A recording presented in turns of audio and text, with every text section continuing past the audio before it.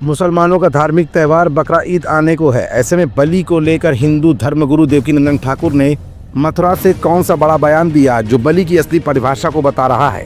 साथ साथ हिंदू धर्म में बलि देने की प्रथा और मुस्लिम धर्म में बलि देने की प्रथा के बीच के अंतर को बताने के लिए देवकीनंदन ठाकुर ने आखिरकार कौन से तथ्य सामने रखे हैं। क्या देवकीनंदन ठाकुर के इस बड़े बयान के बाद इस मामले में अब किसी मुस्लिम धर्मगुरु का भी बयान आना बाकी है, या फिर देवकीनंदन ठाकुर की ये अपील कहीं ना कहीं सामाजिक हित में है।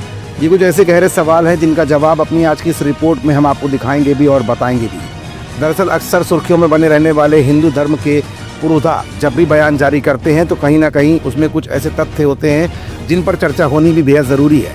ठीक उसी तरह इस बार भी मथुरा से हिंदू धर्मगुरु देवकीनंदन ठाकुर ने क्या कहा और मुस्लिम भाइयों से बलि देने की प्रथा को सार्वजनिक तौर पर न करने की अपील किन ठोस आधारों पर की गई है, ये आज की इस रिपोर्ट में हम आपको दिखाएंगे भी और बताएंगे भी। दरअसल मथुरा से धर्मगुरु देवकीनंदन ठाकुर ने बकरा ईद को लेकर एक बड़ा बयान दिया है। उन्होंने कहा कि हिंदू धर्म के बारे में बिना जाने आरोप लगाना गलत है। हमारे यहाँ बलि देने का विधान बहुत अलग है। भगवान के समक्ष फल पर सिंदूर चढ़ाकर बलि दी जाती है। हिंदू धर्म में भगवान भाव का भूखा और मंदिरों में भी जीव को सिंदूर लगाकर छोड़ देने की बलि पूरी होती है। देवकीनंदन ठाकुर ने मुस्लिम भाइयों से अपील करते हुए कहा कि घरों में जीव हत्या नहीं होनी चाहिए। हमारे यहाँ मंदिरों में बलि देने का एक निश्चित स्थान तय है। जहाँ जीव की बलि न दी जाए वही है हमारे धर्म की पहचान। उन्होंने सार्वजनिक स्थानों पर पशु बलि से उत्पन्न सामाजिक चिंताओं पर भी जोर डाला और कहा कि इस प्रथा को नियंत्रित स्थानों तक सीमित करने का उद्देश्य रखना चाहिए।